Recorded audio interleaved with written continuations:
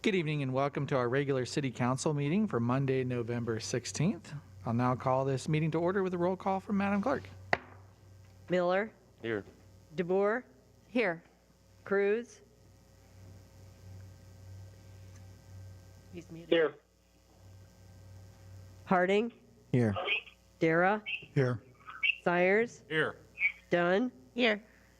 All members present, Mr. Mayor. Thank you, Madam Clerk. First item on the agenda, number 1, is the approval of meeting minutes from November 2nd, 2020. Is there a motion to approve? So move. Second. It's been motioned and seconded. All in favor say aye. Aye. Opposed? That does pass. And that moves us to agenda revisions. Are there any agenda revisions tonight, Madam Clerk? Yes, Mr. Mayor. Items 14 and 15 are being removed from the resolution calendar. Okay, so I have 14 and 15 removed from the calendar. Thank you. Moving on to special order of business. The first item that we have on the agenda is a Planning and Zoning Commission interview. Typically, this is handled in a committee of the whole, but because of timing, we moved it to this regular meeting. And so that brings us to that interview with Ms. Abigail Sears. So is Ms. Sears here tonight? There may be a technical issue that prevents that. Okay, so Ms. Rob, Sears. can you hear me? Yes, we can hear you. Go ahead. Okay, I'm here. Sorry, I had to connect with my phone.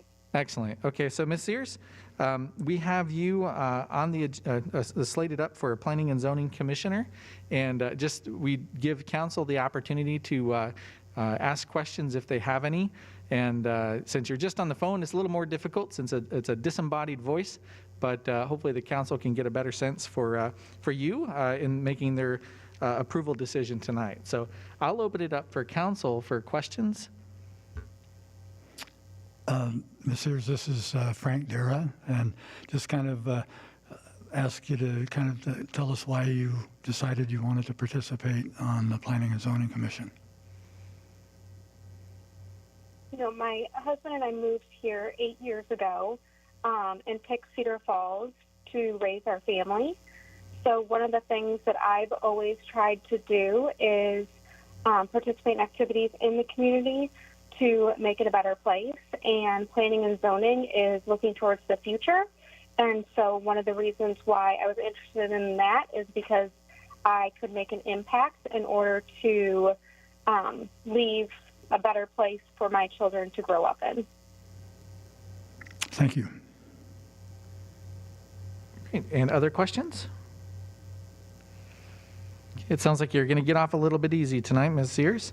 I'll note, too, that Ms. Sears works in the banking industry. What's your title, Ms. Sears? So I'm a vice president at Farmers State Bank. I'm in charge of private banking and then also treasury management for the Cedar Valley. Okay, great, thank you. If no other questions from council, I will then move us over into Part B of that, which is approving the recommendation of the mayor relative to the appointment of Abigail Sears to the Planning and Zoning Commission for a term ending 11/1/2022. Is there a motion to approve? So move. Second. A motion and seconded, and this is a voice vote, so all in favor, say aye. Aye. Opposed? Okay, that passes. Welcome aboard, Ms. Sears. Look forward to seeing you on the commission soon. Thank you. Thank you very much. Item 3 on the agenda is a public hearing on the proposed rezoning from C3 Commercial and R4 Multiple Residence Districts to C3 Commercial District of property located in the vicinity of West 22nd Street and College Street. Is there a motion to approve proof of publication? So moved. It's been motioned and seconded. All in favor say aye. Aye. Opposed? Moving into written communications, do we have any filed with the city clerk? I have no written communications on file, Mr. Mayor. Thank you, ma'am. That brings us over to staff comments, and tonight we have Thomas Weintraut from city staff who will be presenting this evening. So, Mr. Weintraut, it's your show. Thank you. Trying to bring that up on my screen. What you have before you this evening is a request to rezone the property at the northeast corner of College and 22nd Street, more commonly known as the Bonnie site or Banny site, It's currently a vape store and a liquor store. This property was one of, okay, not able to share my screen, but it's one of 4 along the east side of College that had split zoning, probably as a result of the adoption of the zoning ordinance. This property has been developed since 1964. It does meet with future land use, and the request is to rezone it from the C3 and R4 to C3, being that rezoning, when that zoning was put on the property, it split that, and it was didn't follow a legal description, so they want to make sure the entire site gets covered with the new C3 zoning. Yeah, thank you, Mr. Weintraut. And yeah, so the basic of it is just, since we don't have the pictures up there, is just as a property, the Bonnie's property is on 2 separate types of zoning. One is the R4 and one is C3. It's basically being used C3. So this just clarifies the plating and the zoning, so it's all under C3. So are there any questions from council on this? Councilmember DeBeer? Go ahead. Just a little history lesson. Could you explain why the zoning line between the C3 and C4, everywhere else it seems like it goes along a street, but right in this area, it looks like 5 properties, it kind of cuts the property in like a third. Why was that done? And I photo doesn't show it as well. If you look at the in your staff report, at the top of the property, you'll see where it extends across 21st Street and follows the rear property lines of some properties along the alley. And I think that was the reason why this line didn't cut these. It was just a straight north-south shot between 23rd and 22nd Street.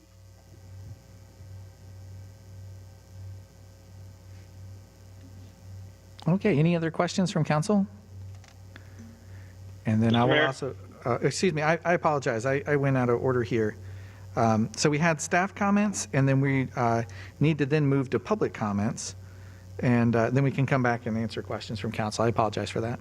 So looking at the staff, or excuse me, the public comments, then I'll open it up. If there are any hands raised, you can, on your phone, you can press *9 to have your hand raised show, or there's a icon for hand raise on your Zoom app. So do we have anyone from the public who wishes to speak? Yes, Mr. Mayor, College Hill Partnership. Okay, thank you. So College Hill Partnership, go ahead. Is that you, Catherine Sogard? Yes, it is me. Thank Good you, evening. Mayor and City Council.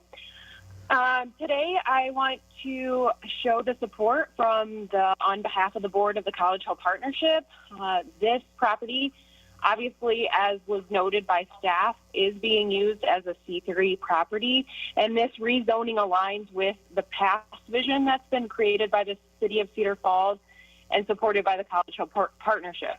It's also, if you've been paying attention to the current visioning that's going through right now, that has been confirmed, that vision for the expansion of College Hill and for the infill from the lower part of the hill to the upper part of the hill. So I just wanted to voice the support of the board of the College Hill Partnership for this rezoning request. Okay, thank you. Any other public comment? Not at this time, Mr. Mayor.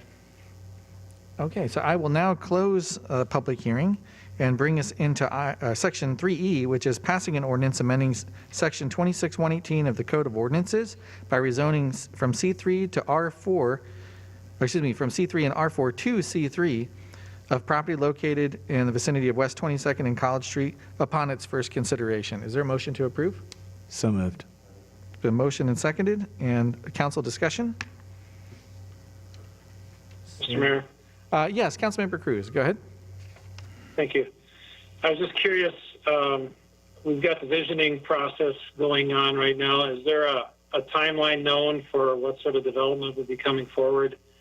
And if so, would we have the suggestions and proposals from the visioning implemented and passed before a development would be put there, in case there's something that would be relevant to whatever they come up with?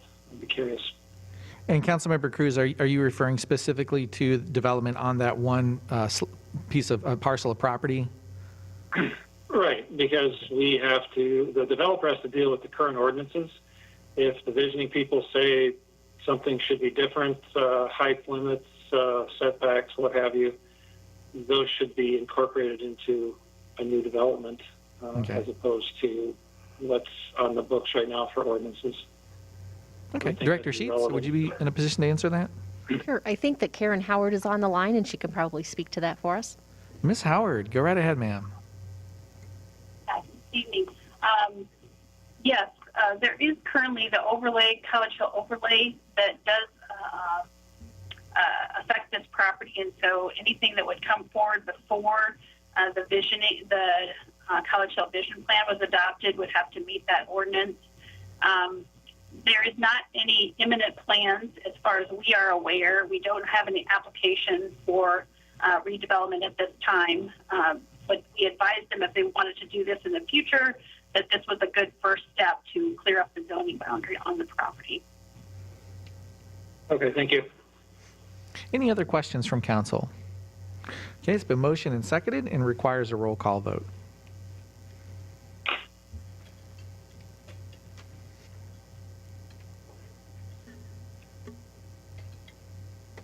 And Councilmember Cruz is an aye. All voting aye, Mr. Mayor. Thank you, Madam Clerk. That brings us to 4, which is a public hearing on the proposed amendments to the FY19 Annual Action Plan for Community Development Block Grant and Home Program Funding relative to the CARES Act. Is there a motion to approve proof of publication? So move. A motion and seconded. All in favor say aye. Aye. Opposed? Madam Clerk, do we have any written communications filed for this item? I have no written communications on file, Mr. Mayor. Thank you. And for staff comments, Director Sheets will have a few things for us on this. So this item tonight is related to the CARES Act that was passed in response to COVID-19. We've updated or amended, I should say, our annual action plan once already in response to this. So this is the second time around. These are considered round 3 funds because there's also a round of funding that we're receiving through the state that is also CDBG money. So in the staff report, we've outlined here that on September 11th, we were notified that we would be receiving $157,775 for this round 3 of funding from directly from HUD.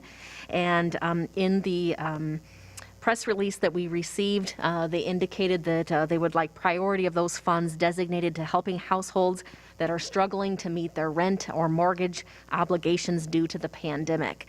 And so the funds are intended to primarily support, in a temporary way, some financial assistance to low and moderate income households.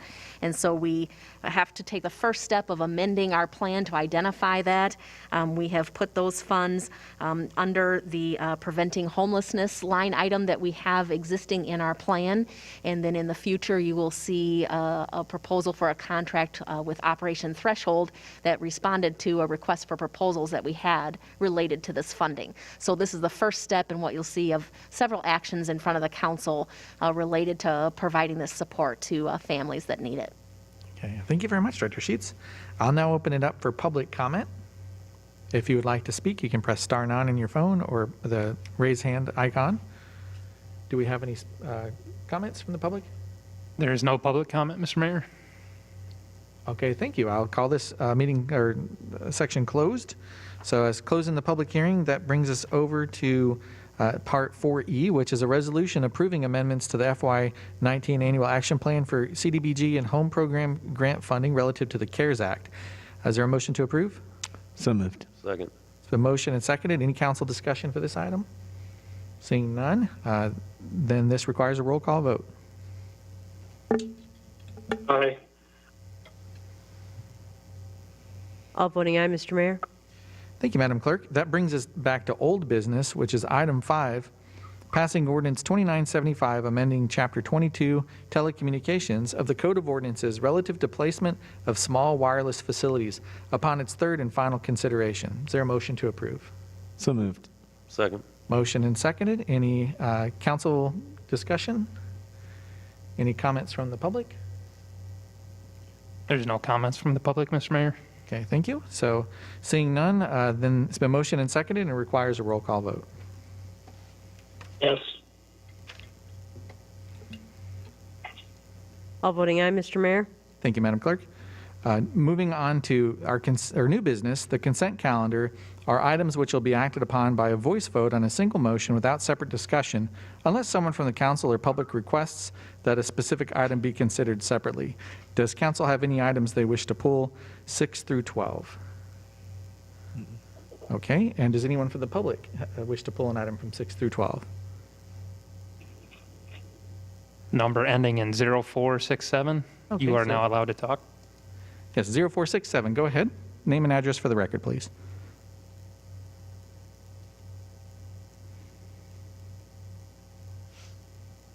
And I remember from our last meeting, since I was at home seeing it after, I could see there was a bit of a delay. So I'll try to be real careful to account for that. So we'll give a moment. Yeah, I'm ready. Excellent. So is that Mr. Skane? Yeah. Go ahead, sir. Which would you Actually- like to pull? Actually, it wasn't this item, it was the previous item, and I was not recognized even though I hit star 9. And that was one that I had hoped to speak on. Okay, thank you. I'll try to give more time next time around, but we will have to be really careful with just checking the timing. So I'll see if we can wait just a little bit longer next time when items come up. So seeing that it was on the previous item, I will I'll pull item 6 myself because I have a proclamation I'll read. And if there's no other requests for proclamations, then I'll read 7 through 12 for approval on those first. So item 7 is approving recommendations of the mayor relative to the appointment of commissioners to boards and commissions. Item 8 is receiving and filing committee of the whole minutes for November 2nd, 2020. Item 9 is receiving and filing the 2020 comprehensive annual financial report. Item 10 is receiving and filing the 2020 annual report from the Cedar Falls Human Rights Commission. 11 is approving an application for a temporary sign. And then 12 is approving applications for beer permits and liquor licenses. Is there a motion to approve the consent calendar minus 6? So moved. Second. Motion and seconded. All in favor say aye. Aye. Opposed? That does pass. And that brings us to back to item 6. Receiving and filing the following proclamations for Holiday Hoopla on November 27th, Civil Air Patrol Day on December 1st, and then Giving Tuesday and Cedar Falls Representative Citizens Day also on December 1st. So is there a motion to approve Motion this to item? approve. Second. Motion and seconded. And I pulled that item because we have with us tonight Colonel Jonathan Lartigue from the Civil Air Patrol. And he did ask that I read the proclamation. So I will do that now. And I understand we have Colonel Lartigue with us. There's the bottom right of our screen here. So good evening, Colonel Lartigue. Good evening, Mayor. And this proclamation states, Civil Air Patrol Day, December 1st, 2020. Whereas the Civil Air Patrol was chartered by Congress on December 1st, 1941, immediately prior to America's entry into World War II. And whereas the Civil Air Patrol has a long and proud history of service, particularly as a primary partner in inland search and rescue and disaster response. And whereas the Civil Air Patrol is the official U.S. Air Force auxiliary and a national community service organization made up of trained civilian volunteers with a modern fleet of 550 CAP aircraft, as well as support vehicles and equipment used daily. And whereas the Civil Air Patrol maintains a professional, enthusiastic, and locally available talent and asset pool for federal, state, county, and municipal government entities. And whereas 35,000 senior members and 24,000 cadets aged 12 to 18 live out the Civil Air Patrol's core values of integrity, volunteer service, excellence, and respect every day. And whereas the Iowa wing of the Civil Air Patrol is comprised of 131 senior members and 95 cadets located at squadrons in Atlantic, Burlington, Cedar Rapids, Davenport, Des Moines, Dubuque, Osage, and Waterloo Cedar Falls. And whereas community support is vital to the success of the Civil Air Patrol as it carries out its vital missions of emergency services, aerospace education, and cadet programs, Now therefore, I, Robert M. Green, Mayor of Cedar Falls, do hereby proclaim December 1st, 2020 as Civil Air Patrol Day throughout the city and encourage all citizens of Cedar Falls to learn more about the Civil Air Patrol, its missions and heritage, and its opportunities for meaningful civic volunteer service at www.gocivilairpatrol.com. Signed this 12th day of November 2020, Mayor Robert M. Green. So with that, Colonel Lartigue, as I mentioned, is with us. He is the wing commander for the Civil Air Patrol, and wanted to give him a few moments to speak. So go ahead, sir. The floor is yours. Thank you, Mayor Green, council members, and citizens of Cedar Falls. I'm Jonathan Lartigue, commander of the Civil Air Patrol in Iowa. Thank you for inviting me tonight. Thank you very much for your proclamation. Civil Air Patrol, the auxiliary of the United States Air Force, has been performing missions for America since 1941. Our 60,000 volunteer members, including 250 here in Iowa, contribute to their communities through emergency services missions such as search and rescue and disaster relief, and promoting aerospace education in the STEM fields in local schools, and by teaching the principles of character, leadership, physical education, and academic achievement among more than 25,000 cadets nationwide. Support from local communities is critical to the long-term success of Civil Air Patrol. We appreciate your recognition of your local unit at Cedar Falls, Waterloo, as well as the 8 other locations throughout the state. Your local unit, in only a few short months since its first open house, has grown to more than 20 adult and cadet leaders and is well on its way to becoming an independent CAP squadron. Through partnerships with local governments, schools, and emergency management agencies, we continue to grow our membership and capabilities in Iowa, increasing our value to communities such as yours, to the state, and to the nation. Thank you very much. Thank you, Colonel Lartigue. And I will give an invitation out if anyone from the public or from council wishes to see the Civil Air Patrol in action. We meet on Thursday nights from 7 to 8:30 p.m. at the Waterloo Regional Airport. And Civil Air Patrol is very thankful for the Waterloo Airport for its service and contributions. So full disclosure, I am a member of Civil Air Patrol, and that was the reason I was out last Monday night, was to finish up my training to promote to captain. So on that note, thank you again, Colonel Lartigue, for joining us, and have a terrific rest of your evening, sir. Okay, thank you. So it has been motioned and seconded for these items. All in favor, say aye. Aye. Aye. Opposed? Okay, that passes. And that brings us over to the resolution calendar, which, beginning with these items will be acted upon by roll call vote in a single motion without separate discussion, unless someone from the council or public wishes that a public or a specific item be considered separately. Does the council wish to pull any item from 13 to 29? I'd like to pull number 20. Number 20, okay. Any others?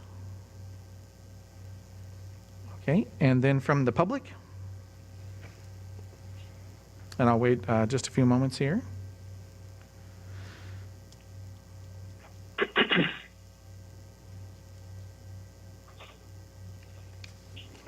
Okay, I'm seeing none from the public. All right, so item 20 will be pulled, and I'll now read the remaining items minus 20. Item 13 is a resolution approving and authorizing execution of a service agreement and business associate agreement with Infinisource relative to providing flexible spending account and health reimbursement arrangement services for 2021. We're skipping 14 and 15. Those have been pulled. So 16 is a resolution approving and authorizing execution of a Title VI non-discrimination agreement with the Department of Transportation of Iowa. 17 is a resolution approving and authorizing of execution of a First Amendment to pre-construction agreement relative to Iowa Highway 58 and Viking Road. 18 is a resolution approving and authorizing execution of an extension of the 3 Red House lease or studio leases. And item 19 is a resolution approving and authorizing a change order to a rehabilitation contract relative to the CDBG CV CARES Act funding. 21 is a resolution approving and authorizing execution of 4 agreements for professional services relative to CDGB funds. 22 is a resolution approving shopping zoning district site plan for installation of a canopy. 23 is a resolution approving a Highway 1 commercial district site plan for construction of a new car wash. 24 is a resolution approving and authorizing expenditure of funds to order brick pavers for the downtown streetscape and reconstruction project. 25 is a resolution approving and authorizing execution of a stormwater maintenance and repair agreement with the Vault LLC for a stormwater plan at 6100 Production Drive. 26 is a resolution approving and authorizing execution of 4 owner purchase agreements in conjunction with Cedar Heights Drive reconstruction project. 27 is a resolution approving and authorizing execution of 8 owner purchase agreements and the approving and accepting of 8 temporary construction agreements in conjunction with the Union Road Recreational Trail Project.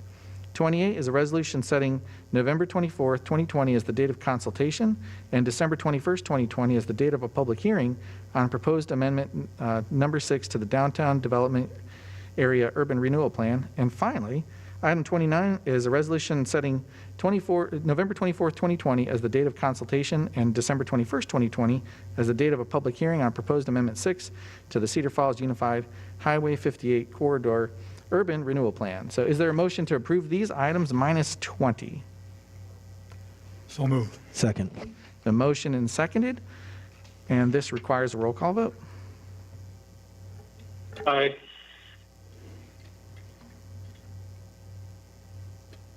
All voting aye, Mr. Mayor. Thank you. That'll bring us back to item 20, which is a resolution approving 5 occupancy permits prior to the acceptance of public improvements in the Prairie Winds 5th edition. Is there a motion to approve this item? So moved. Motion and seconded. And Councilmember DeBeer, you had a question or comment? Yes, I do. I understand that our ordinance allows for the occupancy permits prior to the acceptance of public improvements, but I want to know how soon will those public improvements be done, and has the developer made arrangements for mail delivery to these 5 homes or for snow removal? Or will they be accepted shortly? So I've asked the developer for a schedule for completion. I've not received that schedule, but in talking with engineering, it sounds like the items that we have listed as outstanding in the staff report can be addressed before the end of the year. I did let the developer know that snow removal doesn't happen until we accept the public improvements, and we have changed our process so that if council allows early occupancy, we will be notifying the post office of these addresses. So the developer will do the snow removal then, or will the city? Typically, we would look for the developer to complete the snow removal. And by us agreeing to this, is he also agreeing to do that? I guess I want confirmation that the developer is going to step forward for these people. I don't have that confirmation for you tonight. I did make it clear that that's how we run it if we haven't accepted the public improvements. So I have it in writing that I've notified them. Okay. Any other? Mayor? Yes, go ahead, Councilmember Cruz. Thank you. I'm wondering, do we have, for lack of a better word, leverage on the developer if something is not done in a timely fashion, if there's a definition for that, and how do we deal with that? Mr. Rogers or someone could comment on that, on the legal aspect of that. Yes, we do. We require, if they have a final plat approval, but there are still public improvements that need to be made, they have to post a performance bond. And so we have a contract for completion that goes with that outlines the requirements. And Director Schrage could probably go over that more if you want any details about that. But that would be our recourse if we have an issue of these items not getting done. So we wouldn't be putting the residents in a hardship situation for very long. No, the public improvements have been primarily completed. There is some stabilizing that needs to happen, some reshaping of a drainage swale in the rear of some lots, and some erosion concerns that we have that we want addressed. So they should be fairly straightforward to address before things freeze. Yeah. Thank you. Okay, thank you. Any other questions from council? I'll also open it to the public. If you press *9 or the raise hand icon on your device. Okay, seeing none for that. Then I'll say it's been motioned and seconded and requires a roll call vote. Aye.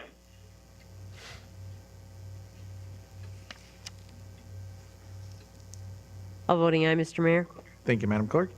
Moving on to item 30, allowing bills and payroll. Is there a motion to approve bills and payroll for November 16th? So moved. Second. It's been motioned and seconded, and this also requires a roll call vote. Aye.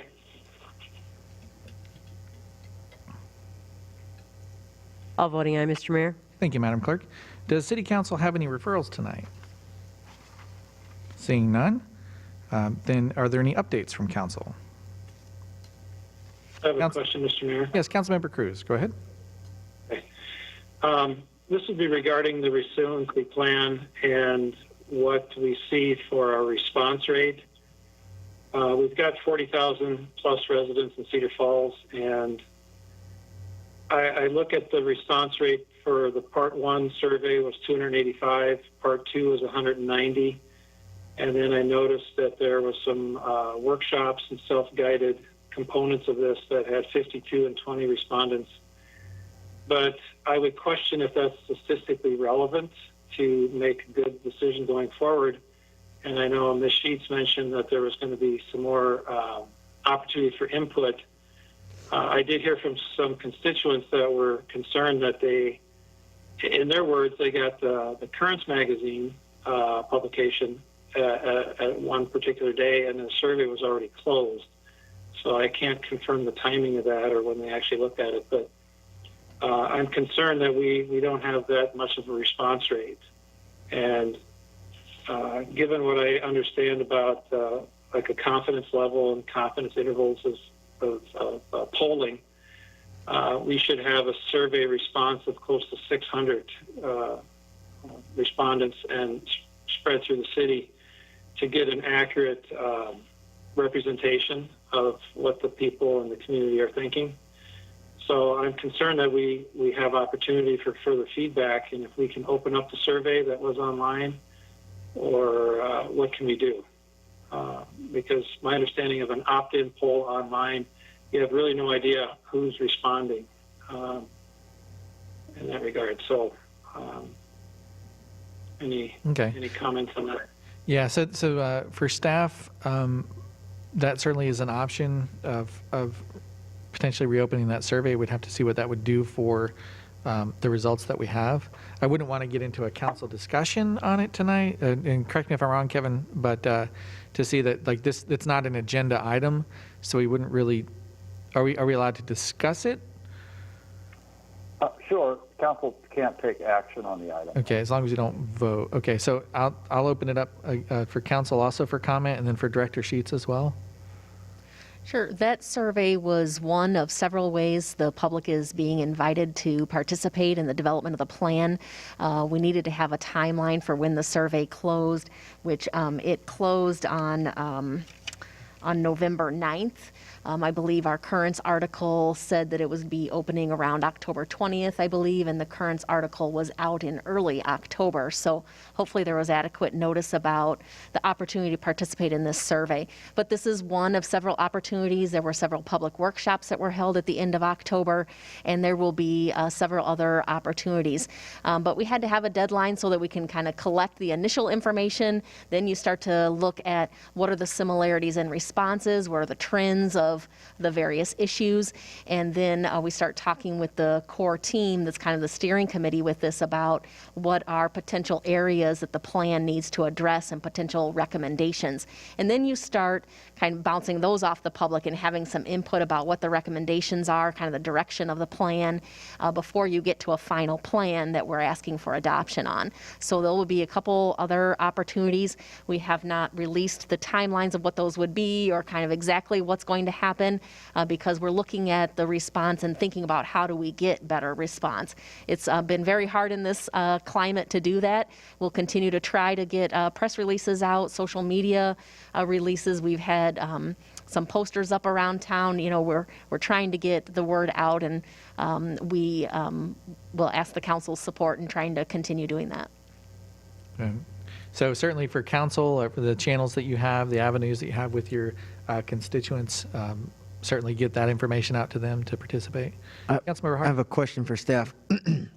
Had COVID not happened and we were doing this study the traditional way, this would all take place, or most of this would take place in meeting face-to-face and having stuff. Can we say, based off of how we've done studies and used consultants this way in the past.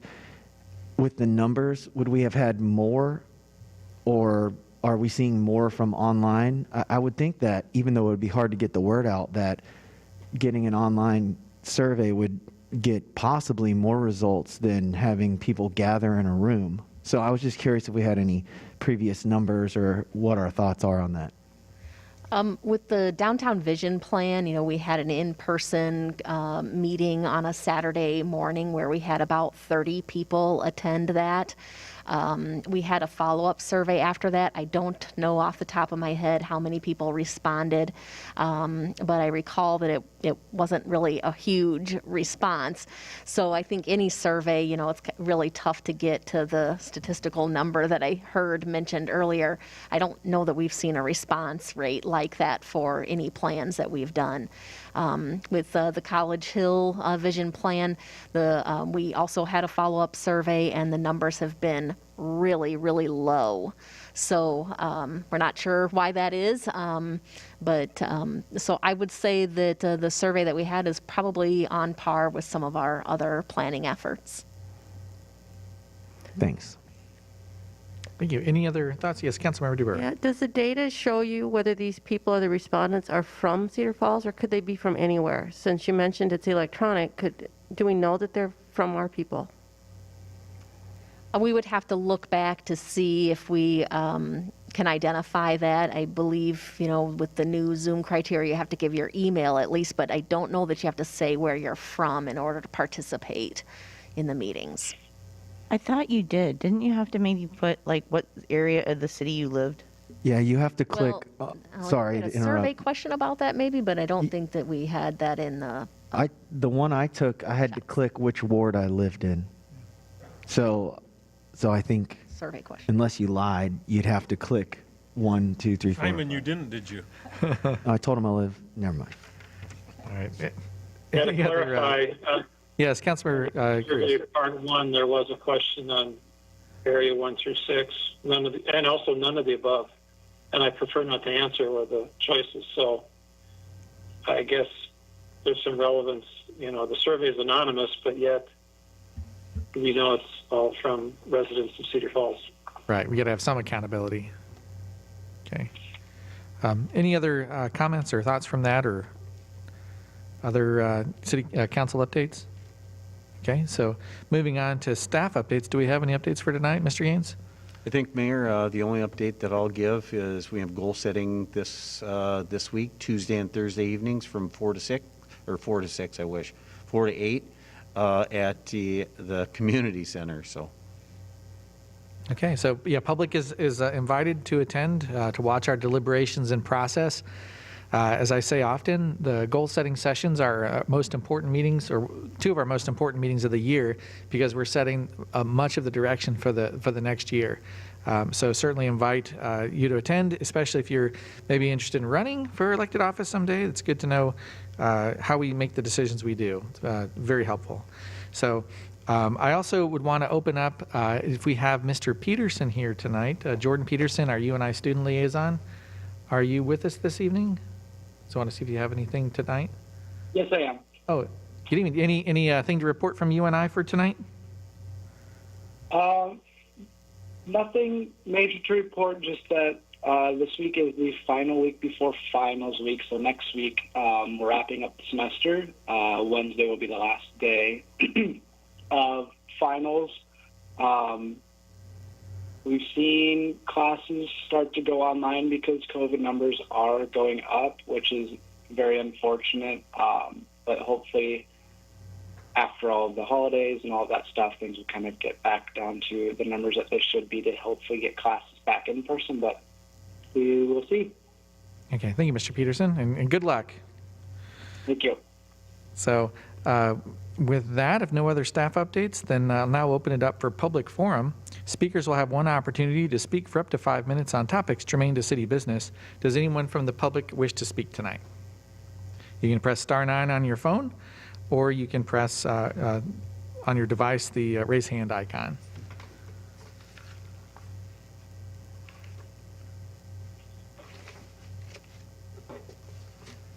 Okay, so I see one hand. We do, Mr. Mayor. Number ending in 3167.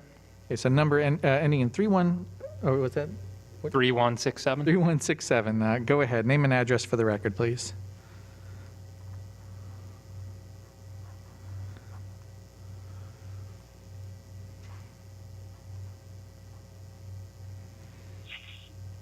Okay, we're not hearing you yet. 3167. Yes, I had to unmute. I had to hit star 6 to get unmuted.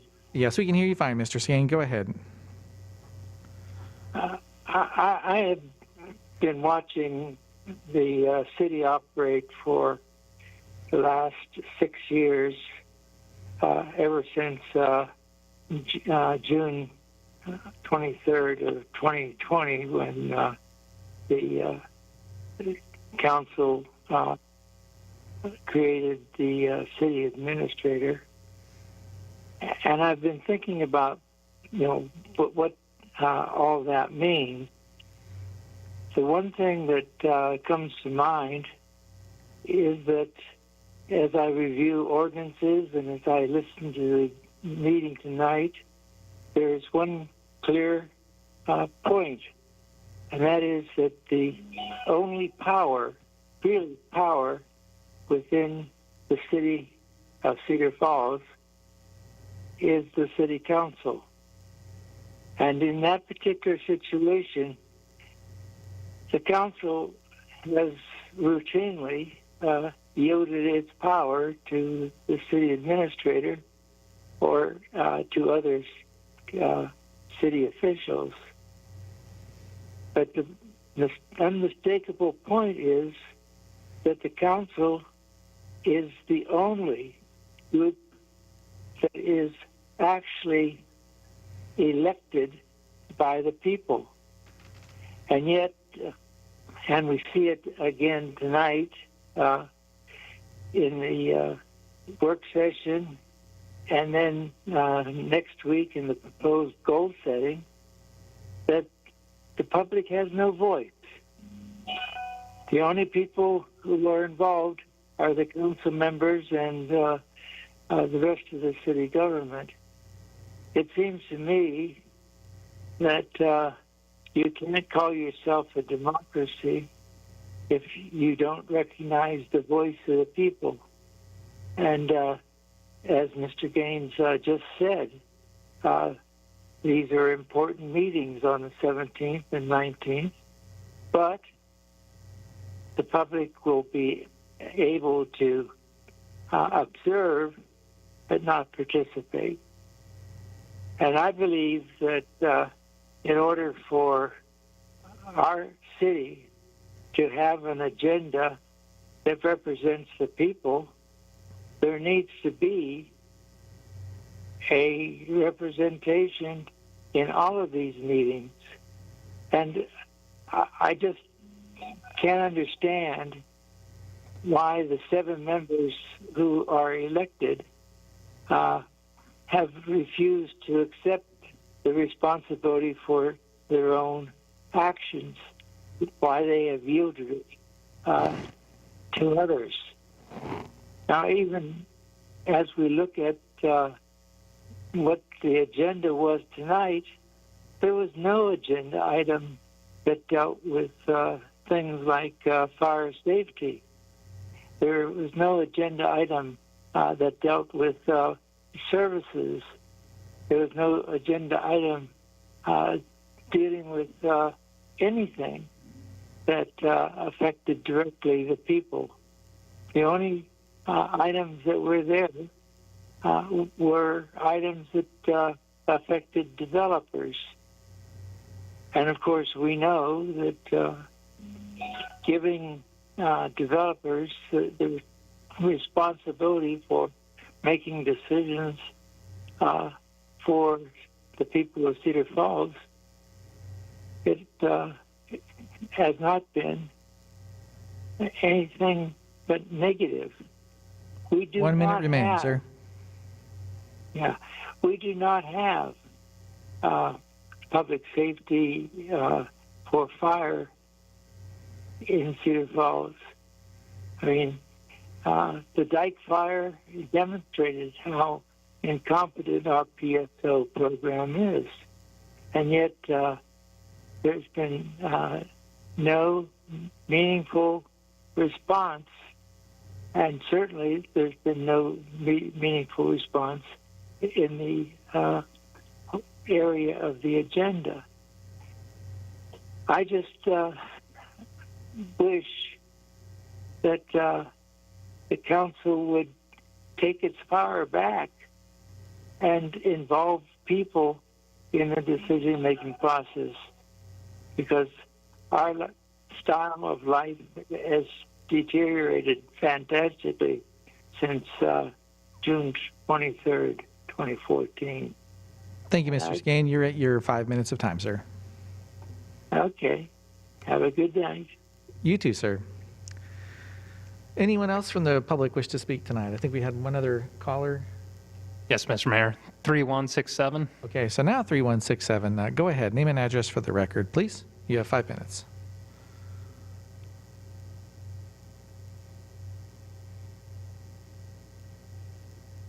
Okay, it seems that you're on, so if, are you able to speak okay? Yeah, but see, that was me. I just, the person giving you information. Okay, Mr. Skane. There might be a technical glitch then. So with that, seeing no other speaker for public comment, then I will entertain a motion to adjourn. So moved. The motion and seconded. All in favor say aye. Aye. Opposed? Then we are adjourned. Thank you very much.